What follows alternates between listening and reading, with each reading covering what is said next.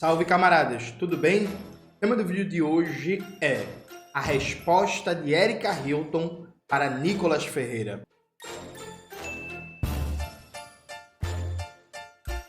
Antes de começar propriamente o tema do vídeo do canal, quero muito agradecer a você que ajuda a manter e melhorar nosso canal a partir do Apoia-se. Seu apoio é fundamental para a gente continuar o nosso trabalho. Se preferir o Pix, está aparecendo aqui como QR Code na tela do vídeo. Camaradas, note, ontem à noite, sábado, Erika Hilton soltou um vídeo que é, na prática, uma resposta ao Nicolas Ferreira. Neste momento, vamos conferir aqui os números atualizados. A Erika Hilton, o vídeo dela tá com 65 milhões de visualizações no Instagram, né?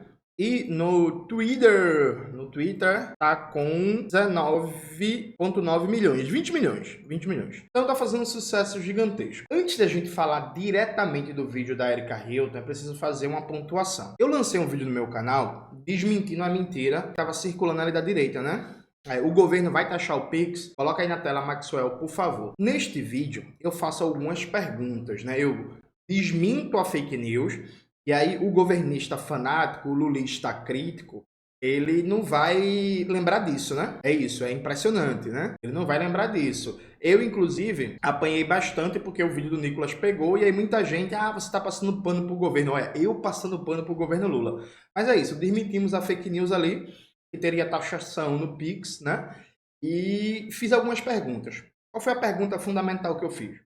Vem cá, o governo Lula, ao soltar essa portaria da Receita Federal, ele não tinha nenhuma análise, nenhuma previsão que isso poderia ser usado pela extrema-direita para atacar o governo? Foi isso mesmo? Foi só uma medida burocrática assinada, portariazinha da Receita Federal e acabou? O governo foi pego de surpresa? Segunda pergunta fundamental que eu fiz.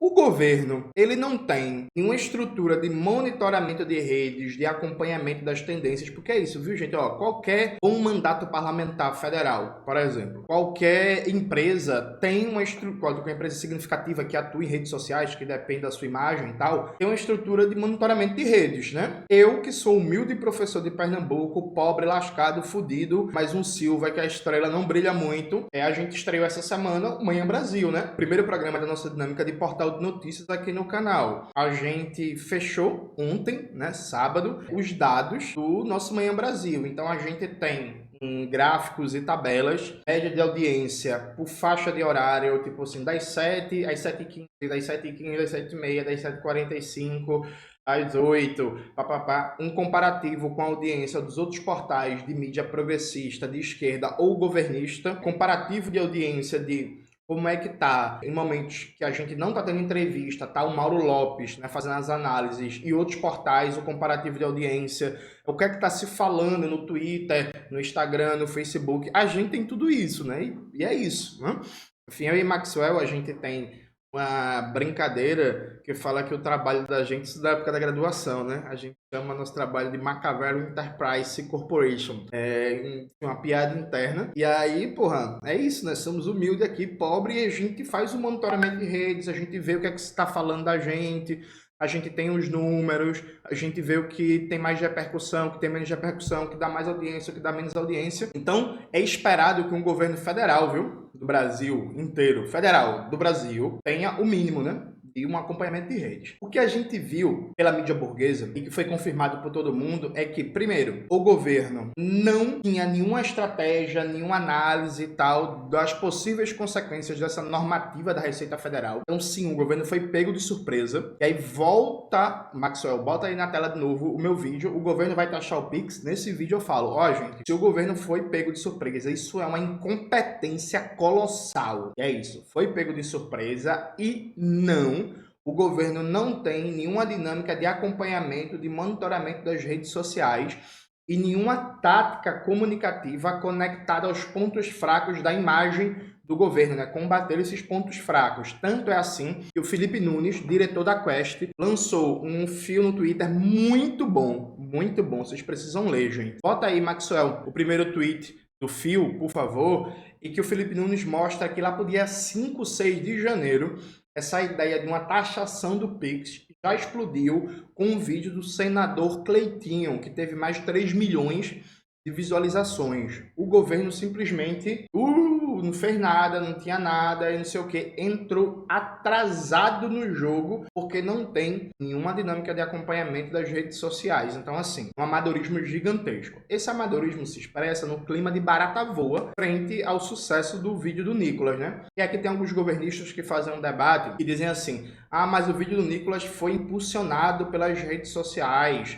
é um engajamento artificial. Veja, eu nem debato se foi ou não. A questão para mim é, a gente não tem consolidado que as redes sociais são inimigos da soberania nacional brasileira, né? A gente não tem consolidado o alinhamento, por exemplo, do Twitter com a extrema-direita brasileira e mundial. A gente não tem consolidado que a meta do Mark Zuckerberg agora está no colo de Trump e, tendencialmente, vai cada vez mais favorecer a comunicação da direita e da extrema-direita, coisa que já faz há muitos anos.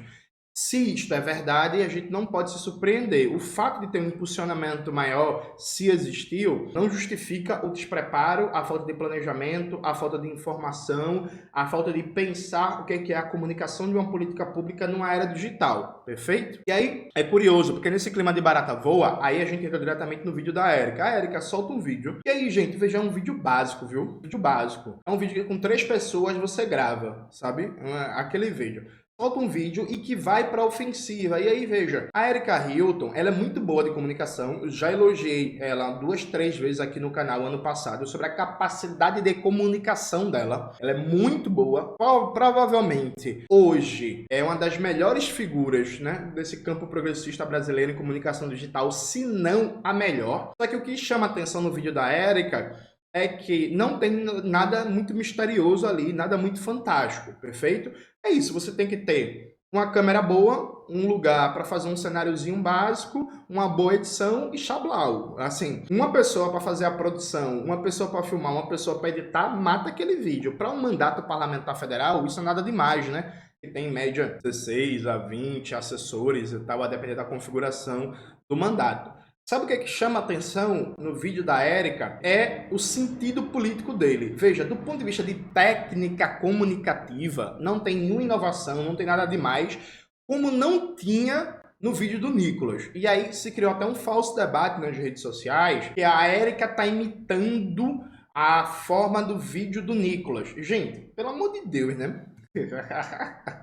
Pelo amor de Deus, é tanto o vídeo do Nicolas Ferreira, aquele imbecilzinho fascistoide mentiroso, quanto o vídeo da Érica é basicamente uma estrutura clássica de alguns tipos de programa eleitoral. A ideia de um fundo mais neutro, com uma luz um pouco sombria, um pouco mais baixa, né, no entorno, com frases rápidas, assertivas, um tom bem grave, impositivo e tal. Isso é a estrutura básica de várias propagandas eleitorais. Vocês viram isso a vida inteira. Propaganda, horário eleitoral gratuito de TV, sabe? Não tem novidade nenhuma nisso. E não tem nenhuma técnica genial de comunicação, não. Ah, não, mas o Nicolas botou uma roupa que lembrava o Steve Jobs e não sei o que. Pelo amor de Deus, assim, sabe, gente?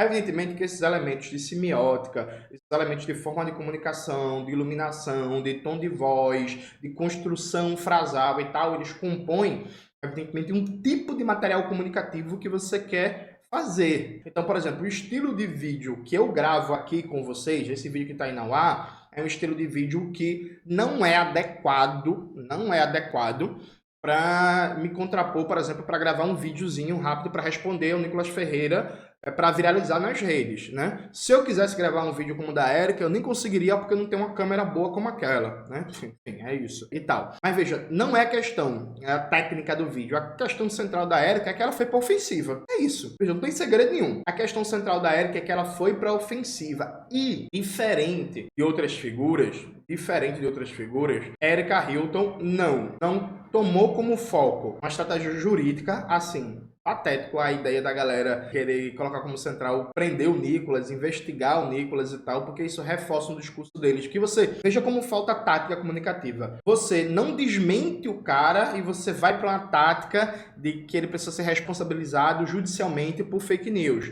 Aí veja, gente, dá para entrar na justiça sem problema. A questão é que isso não pode ser o centro da comunicação, perfeito? Então, a Erika Hilton não foi com um debate jurídico, não foi com um debate de tanto defesa do governo Lula, foi com um debate de ofensiva. Foi apontar para o governo Bolsonaro, foi apontar para o Nicolas Ferreira, foi apontar para a extrema-direita na lógica de, ó, você tá batendo, eu vou bater de volta. Eu vou para a ofensiva. E aí falou de fila de osso, e aí lembrou discursos do Paulo Guedes dizendo que empregada estava aí na Disney. Aí lembrou que o Paulo Guedes queria taxar o Pix, o que é verdade, viu, gente? E atenção, o Paulo Guedes tinha uma proposta obsessiva taxar transações financeiras do Pix e, inclusive, uma espécie de volta da CPMF. Lembra da CPMF, famoso imposto, que não deveria ter sido derrubado, diga-se de passagem, mas enfim, essa é outra história, mas uma volta da CPMF e por aí vai. Então, a Érica foi para a ofensiva. Isso é o grande segredo do sucesso, porque quando o vídeo do Nicolas veio, muita gente sentiu a lapada. Quando o governo Lula recua e derruba a portaria da Receita Federal, ficou aquele clima de tipo assim, caralho, bicho, o governo recuou para esse bostinha, foi o que eu mais ouvi, viu, gente, assim, foi o que eu mais vi nas redes sociais, foi gente dizendo assim, meu irmão, o governo recuou para esse bostinha, foi este merdinha aí de extrema direita, faz um negócio desse e o governo recua, então ficou um clima meio que, porra, que merda, né, velho, um clima defensivo e por aí vai, e não sei o que e tal. E aí faltava alguém ir para ofensiva. Até então as pessoas que tentaram ir para ofensiva tentaram por um caminho muito ruim. Tentaram por um caminho judicial, fake news, entrar na justiça, não sei o quê, não sei o quê. O Lindenberg foi por esse caminho, o Boulos foi por esse caminho e não pegou. Por quê? Sabe, gente? Aí isso remete a um vício atual desse mal chamado campo progressista, que é transformar questões políticas em questões jurídicas, né? Mesma coisa, a questão do golpismo do 8 de janeiro, por exemplo, foi totalmente terceirizada para o judiciário e para o STF e não tem politização e mobilização nenhuma em torno disso, inclusive com o governo Lula concordando com a afirmação absurda do José Luiz Barroso, que é a questão do golpismo não é questão política, é questão de Código Penal. Olha que despolitização maravilhosa. Não é questão política não, gente, é questão do Código Penal, né? Código Penal. Enfim, então o grande segredo do vídeo da Érica é que ela foi para ofensiva. E aí, veja, não tem nenhuma inovação discursiva, no sentido de que a Érica não revelou nenhum podre do Nicolas Ferreira, não pegou nenhuma nova informação, a Érica pegou um conjunto de mazelas do bolsonarismo, todas elas que foram amplamente debatidas na eleição 2022, juntou tudo isso num roteiro bem construído, diga-se de passagem, inclusive a pessoa ou as pessoas que construíram o roteiro estão de parabéns, o roteiro ficou muito bem construído, diga-se de passagem. Algumas pessoas falam que o vídeo ficou longo, eu nem acho. É isso, o roteiro ficou muito bem construído. E foi para ofensiva. E aí, aquele clima de, porra, meu irmão, recuamos pra esse merdinha e tal, precisa de uma resposta, precisa de uma ofensiva. As respostas de ofensiva que estavam colocadas não estavam sendo satisfatórias, porque trocavam a política, o debate político, o enfrentamento político por uma espécie de judicialização tosca do negócio, né? Não estavam colando, e a da Érica colou, porque foi fundamentalmente um debate político. E a Érica teve uma sacada, que foi o que mais me chamou a atenção. Ela teve uma sacada de aproveitar a oportunidade para levantar o debate sobre regulação das redes sociais. Veja, vocês sabem o que eu acho desse debate de regulação das redes sociais. Eu acho que isso é muito limitado. Eu acho que ficar nisso não coloca a questão concreta, que é a soberania tecnológica e produtiva do Brasil na comunicação digital, na internet, na indústria de informática e por aí vai. Mas a Érica aproveita isso e levanta a pauta da regulação das redes sociais. Então, assim, foi uma resposta perfeita porque ofensiva. E aí, eu acho que em largos setores do que se entende como esquerda brasileira, a galera esqueceu isso, sabe? A galera esqueceu que em vários momentos na política, na luta política, a melhor defesa é o ataque. A melhor defesa é o ataque, sabe? E aí é curioso, né? Porque na época da eleição, o povo sabe fazer isso. Isso que eu acho curioso. Eu lembro, por exemplo, da campanha de 2014, que o PT foi para cima da Marina Silva. Meu amigo, olha, poucas vezes eu vi uma propaganda eleitoral tão eficiente contra o programa neoliberal, viu?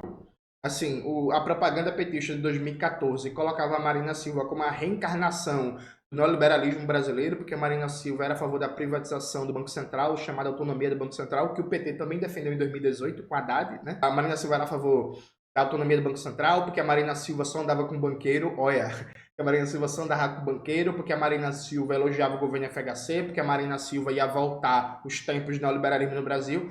Meu amigo, veja, uma propaganda extremamente eficiente que desidratou a Marina de uma maneira surpreendente, né? Então, assim, quando é para a campanha eleitoral, a galera lembra, né? Como é que você vai para a ofensiva, como é que você pauta o debate. Tanto foi assim que a Marina Silva foi pautada. A Marina Silva teve que passar o final da eleição de 2014 explicando por que o programa dela não era um programa neoliberal que traria fome para o povo brasileiro. Olha, e explicando o que é a autonomia do Banco Central. Aí um tema ultra complexo para boa parte do povo brasileiro, tá candidata a presidente, ao invés de conseguir estabelecer um discurso político de resposta, teve que ser pautada e ficar explicando. Se lascou, né? Foi pro segundo turno e por aí vai, enfim. Mas fora do momento eleitoral, as pessoas esquecem, né? Que política, gente, e esse ponto é muito importante. A gente teve uma entrevista no Manhã Brasil com o Gilberto Maringoni, subiu como corte pro meu canal. Coloca aí na tela, Maxwell. Assista. O Gilberto Maringoni lembra algo básico. Veja, isso é uma lição que não é uma lição só para os marxistas, só para os comunistas, não. Isso é uma lição para todo mundo que faz luta política. Ó, política, uma das dimensões fundamentais é quem está pautando um debate. E a partir do momento que você pauta o debate, você já deu um passo para ganhar a disputa política. Assim, é muito difícil que você ganhe uma disputa política em que você não está pautando os termos do enfrentamento.